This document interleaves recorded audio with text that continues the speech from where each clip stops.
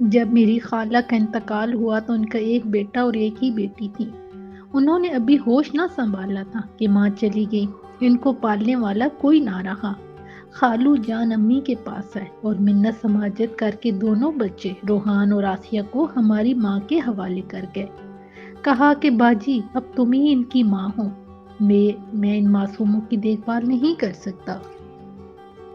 میری ملازمت ایسی ہے، کبھی کہیں دور افتادہ جگہوں پر پوسٹنگ ہو جاتی ہیں۔ یہ نادان بچے میرے پیچھے گھر میں اکیلے کیسے رہیں گے؟ والدہ نے خالو کی مجبوری کو دیکھتے ہوئے بچوں کو اپنے پاس رکھ لیا۔ روحان میرے بھائی عادل کا ہم عمر تھا اور آسیہ مجھ سے بڑی تھی۔ وقت گزرتا رہا، امی نے اپنی بہن کے بچوں کو محبت سے پرورش کی۔ خالو بچوں کا خرچہ ہر ماہ باقاعدگی سے بھجواتے رہے۔ روحان اور عادل اکٹھے اسکول جاتے، اکٹھے پڑھتے، جبکہ میں اور آسیہ اسی طرح یکجان دو کالم ہو رہے۔ واقعی اللہ تعالیٰ کا نظام بہترین ہے، اس میں کوئی کمی نہیں۔ اسی وجہ سے بہن کے لیے بہن اور بھائی کے لیے بھائی کا ہونا لازم ہے کہ بچوں میں محبت اور سکون قلب رہتا ہے۔ ان کو سچے دوست و غم کے گسار میسر آ جاتے ہیں۔ روحان کی صورت میں عادل کو اور آسیہ کے پیکر میں مجھ کو بھائی اور بہن مل گئے تھے۔ ہم بہت خوش رہنے لگے۔ ہماری پڑھائی میں بھی مل بیٹھ کر پڑھنے سے مقابلہ بازی اور نکھار آ گیا۔ کتابوں سے دل لگایا، باتیں کرنے اور کھیلنے کو سنگت میسر آ گئی اور ہمارا گھر مسرت بھری چہکاروں سے بھر گیا۔ میرے والدین نے چونکہ خالو کے ان دونوں یتیم بچوں کو ماں باپ کی کمی محسوس نہ ہونے دی تھی، تبھی وہ بھی پرسکون ہو گئے۔ دو ماہ بعد چھٹی ملتی تو 2-4 دن ہمارے گھر آ کر اپنے بچوں کے پاس رہ کر چلے جاتے۔ خالہ کی وفات کو 4 سال گزر گئے، انہوں نے اور شادی نہ کی۔ ایک دن امی نے انہیں سمجھایا کہ اب تم دوسری شادی کر کے اپنا گھر بسا لو، کب تک یوں ہی میں سے کھانا کھاتے رہو گے؟ انسان کو ایک ساتھی کی ضرورت ہوتی ہے اور عورت بنا گھر بیابان سا رہتا ہے۔ شادی ایک شرط پر کروں گا، اگر آپ میرے بچے اپنے ہی پاس رکھیں گی اور ان کو میرے حوالے نہ کریں گی۔ میں نے شادی ابھی تک اسی خوف کی وجہ سے نہیں کی کہ کہیں یہ ستیلی ماں کے ظلم و ستم کا شکار نہ ہو جائیں۔ ٹھیک ہے بھائی صاحب، جب تک میں زندہ ہوں ان کو اپنے پاس ہی رکھوں گی، کیونکہ میں اور میرے بچے بھی اب ان کے بغیر نہیں رہ سکتے۔ خالو جان مطمئن ہو کر چلے گئے۔ وقت تیز رفتاری سے دوڑتا رہا، ہم بڑے ہو گئے۔ روحان نے FSC کے بعد انجینئرنگ کالج میں داخلہ لے لیا۔ تعلیم مکمل کرنے کے بعد انہیں ایک بہت اچھے محکمے میں ملازمت بھی مل گئی، جبکہ عادل نے بھی گریجویشن کے بعد روزگار حاصل کر لیا۔ خالو جان نے دوسری شادی کی مگر چند سال نبھ سکی، وہ خاتون طلاق لے کر چلی گئی۔ یہ بیچارے پھر سے تنہا ہو گئے۔ اب وہ ریٹائرمنٹ کے قریب تھے۔ انہوں نے اپنے بچوں سے کہا، تم لوگ میرے پاس آ جاؤ، میں عمر رسیدگی کی دور میں داخل ہو رہا ہوں، تنہا نہیں رہ سکتا۔ تبھی آسیہ اور روحان اپنے والد کے پاس چلے گئے۔ عادل جس دفتر میں کام کرتا تھا، اس کو وہاں ایک لڑکی پسند آ گئی تو اس نے امی ابو سے اصرار کیا کہ وہ شادی کرنا چاہتا ہے۔ والدین نے لڑکی کو دیکھا، اس کے والدین سے ملے، ان کو یہ رشتہ پسند آ گیا۔ عادل کی شادی ہو گئی اور وہ کچھ عرصے بعد جہاں پوسٹنگ ہوئی تھی بیوی کو لے کر ہمراہ چلا گیا۔ گھر میں امی ابو اور میں باقی رہ گئے۔ ابو کچھ بیمار رہنے لگے، ان کو میری شادی کی فکر ہوئی، امی سے مشورہ کیا۔ والدین نے باہم مشورے کے بعد خالو جان سے بات کی، یوں میری شادی روحان سے ہو گئی، جبکہ آسیہ نے 2-4 رشتوں کو اس وجہ سے ٹھکرا دیا کہ خالو اکیلے تھے، ان کی دیکھ بھال کرنے والا کوئی نہ تھا۔ شادی کے بعد میں چند روز خالو جان کے گھر رہ پائی۔ شوہر کی پوسٹنگ ہو گئی تو میں ان کے ہمراہ پنڈی آ گئی، تاہم آسیہ اپنے والد کے پاس تھی۔ وہ ان کو بڑھاپے میں کسی صورت تنہا نہ چھوڑنا چاہتی تھی۔ خالو جان کو دمے کی بیماری ہو گئی تھی، انہیں تنہا چھوڑا بھی نہ جا سکتا تھا۔ وقت گزرتا رہا، ایک روز خبر ملی کہ خالو جان کا انتقال ہو گیا ہے۔ میں اور روحان اسلام آباد سے فوراً کراچی پہنچے۔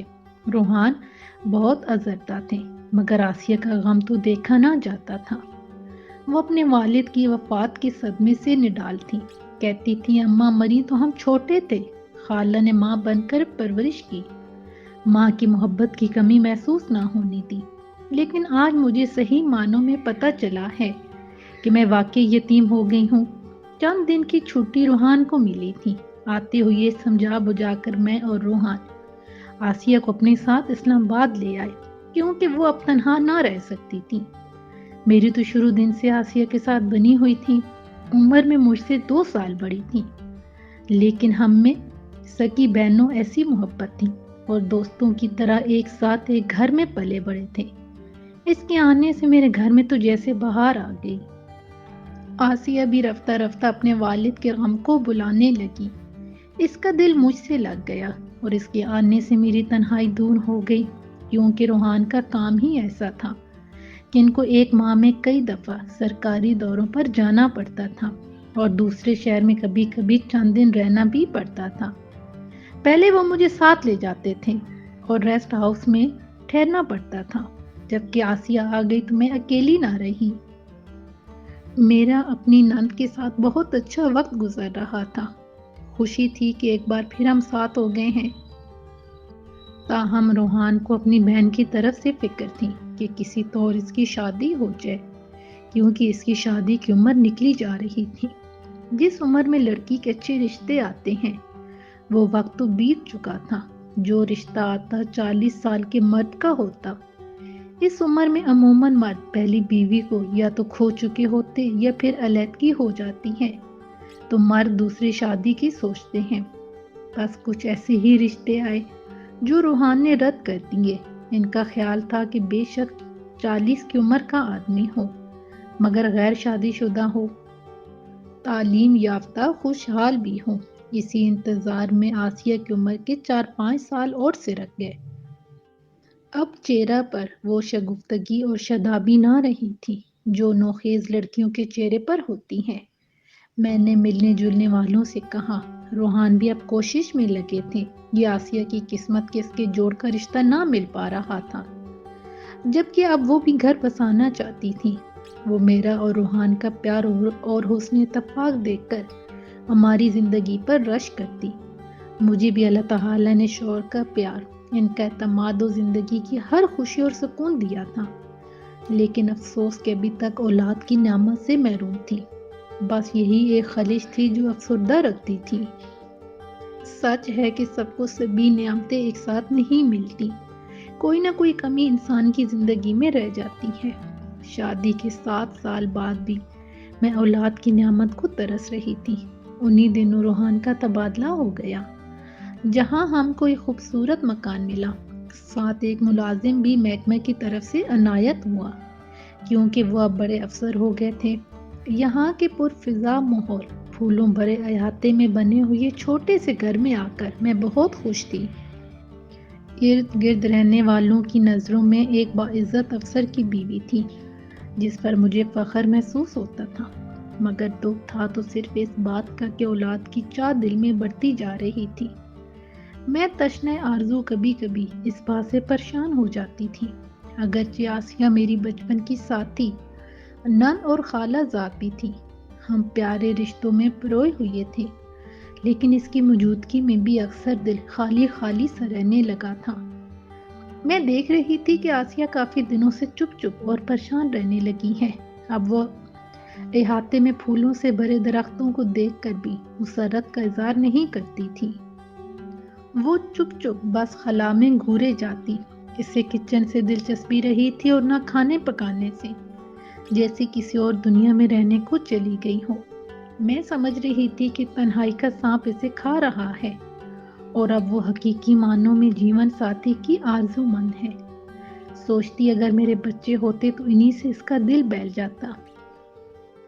ہم کو جو ملازم ملا تھا وہ ہمارے سرونٹ کوارٹر میں رہتا تھا۔ بے حد خوبصورت اور نوجوان تھا یہ، جس کا رنگ شہد اور گلاب کے پھول جیسا نکھرا تر و تازہ تھا۔ وہ پہاڑی علاقے کا رہنے والا تھا، سادہ کپڑوں میں بھی شہزادہ لگتا تھا۔ اس کا نام نعمان خان تھا۔ نعمان بے حد خوش گفتار اور باتمیز و باادب نوجوان تھا۔ جب بھی بات کرتا لہجہ دھیما اور نظریں نیچے رکھتا، سودا سلف لاتا، غرض تمام کام اس کے ذمے تھے۔ ہم اس کو ناشتہ اور کھانا دیتے تھے، وہ بیرونی دروازے سے کچن میں آ کر برتن بھی دھو جاتا تھا۔ اس کی شادی شدہ بہن تھی جو اسی طرف ایک افسر کے سرونٹ کوارٹر میں رہتی تھی۔ اس کو دن میں 1 گھنٹے کی چھٹی ملتی تو وہ اس دوران ہمارے گھر آ کر صفائی کر جاتی تھی۔ اس کا نام کلثوم بی بی تھا۔ کلثوم بی بی جس کوارٹر میں اپنے شوہر اور بچوں کے ہمراہ رہتی تھی وہ ہمارے گھر سے زیادہ دور نہ تھا۔ اسی کے توسط سے میں نے اس کے افسر صاحب کی بیگم نازیہ سے بھی تعارف حاصل کیا، اور اب کبھی کبھی نازیہ سے ملنے بھی چلی جاتی تھی، جبکہ وہ بھی ہمارے گھر کبھی کبھار آ جاتی۔ یوں نازیہ میری دوست بن گئی۔ میرا دل لگ گیا، کیونکہ اجنبی شہر میں کسی سے واقفیت نہ ہو تب بھی انسان کا دل خوشی سے خالی رہتا ہے۔ آسیہ کسی کے گھر آتی جاتی نہ تھی۔ میں کہتی بھی کہ آؤ نازیہ کے گھر چلیں، 2-4 باتیں کر کے جی خوش ہو جائے گا۔ وہ منع کر دیتی کہ تم ہو، مجھے اپنے گھر سے باہر جانا اچھا نہیں لگتا۔ وہ رسالہ کھول کر بیٹھ جاتی یا ٹی وی آن کر لیتی۔ اس کے بس یہی 2 مشغلے تھے۔ اسے شاپنگ کرنے یا بازار جانے کا بھی شوق نہیں تھا۔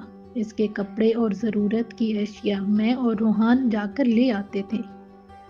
اس وقت جب کلثوم بی بی کام کرنے آئی، اس نے کہا کہ ہماری بیگم صاحبہ آپ کو یاد کرتی ہیں، کہتی تھی ملنے آؤ۔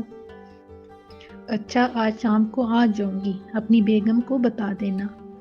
روحان لاہور کام سے گئے ہوئے تھے۔ شام ہوئی تو میں نے آسیہ سے کہا کہ میں نازیہ کے گھر جا رہی ہوں، تم بھی چلو۔ میری طبیعت ٹھیک نہیں ہے، اس نے کہا تم چلی جاؤ۔ نازیہ کا گھر آفیسر کالونی میں ہی تھا، میں اکیلی ہی چلی گئی۔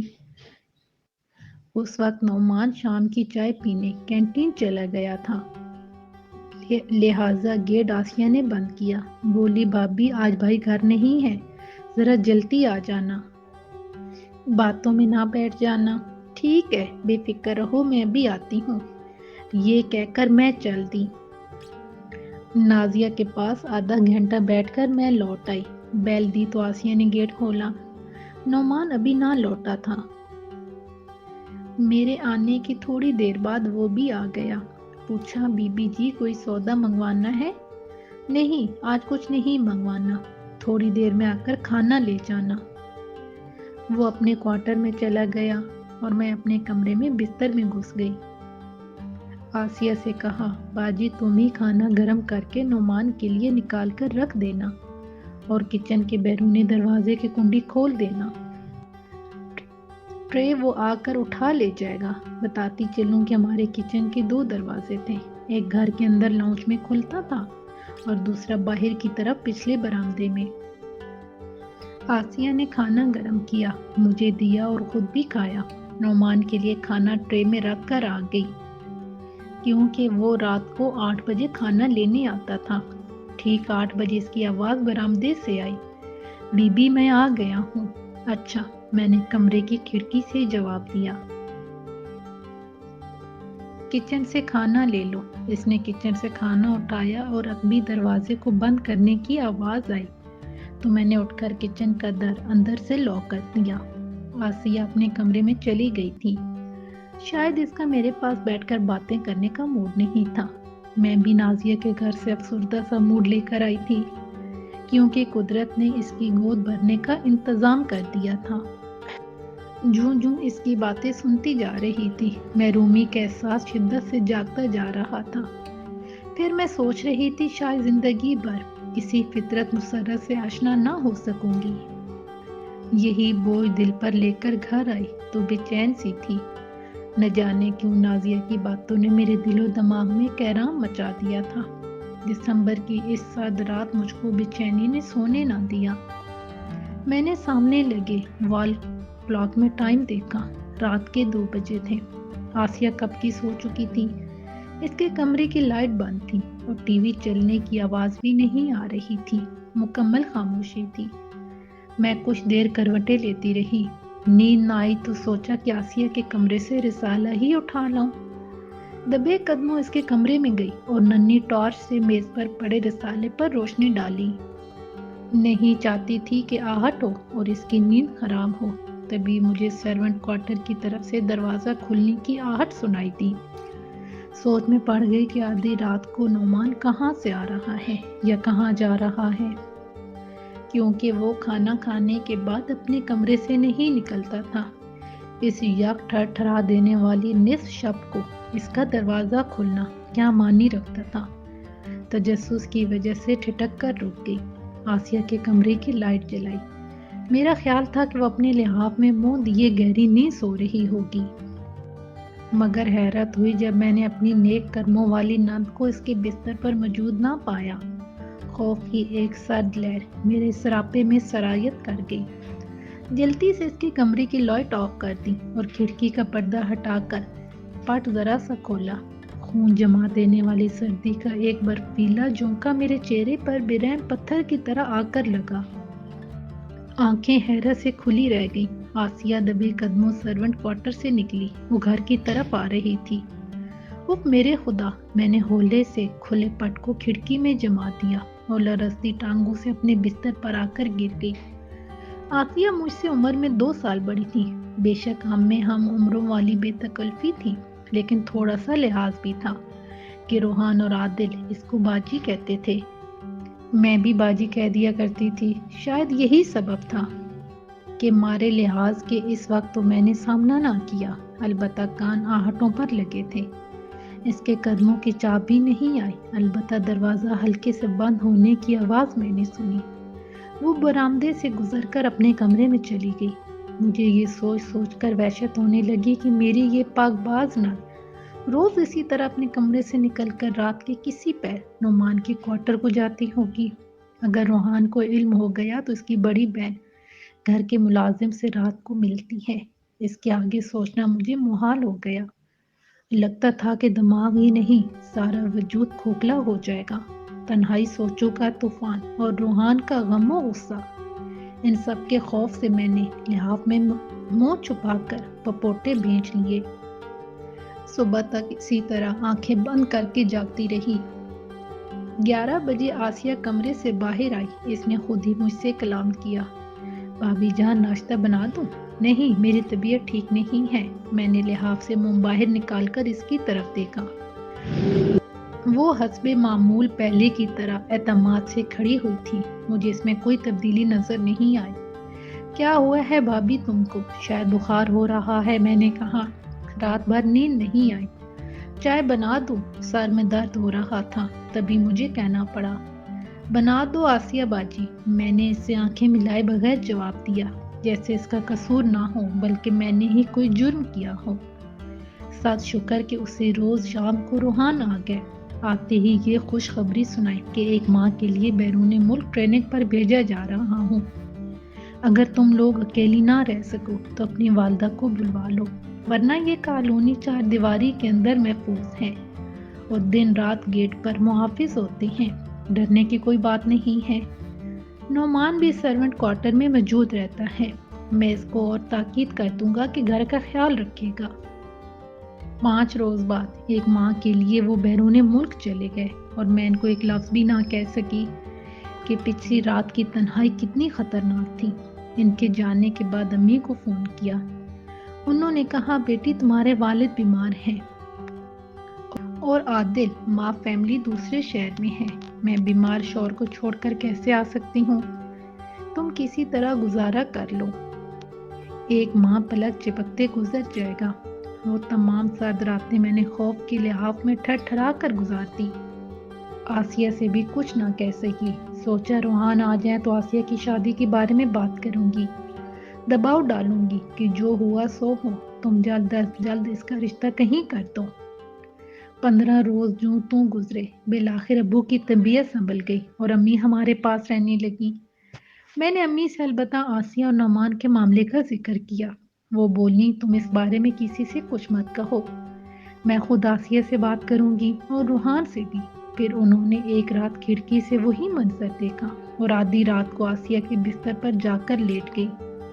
جب وہ دبے قدموں آئی، والدہ نے اس کو دھر لیا۔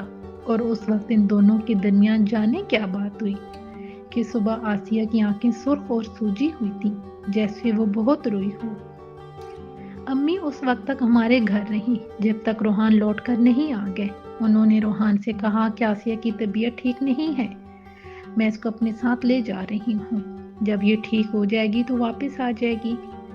آسیہ امی کے ساتھ چلی گئی۔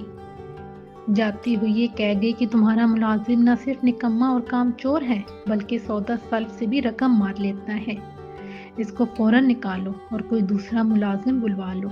نعمان کو نکالنے کی نوبت نہ آئی، ان کی ترقی ہو گئی اور ہمارا تبادلہ لاہور ہو گیا۔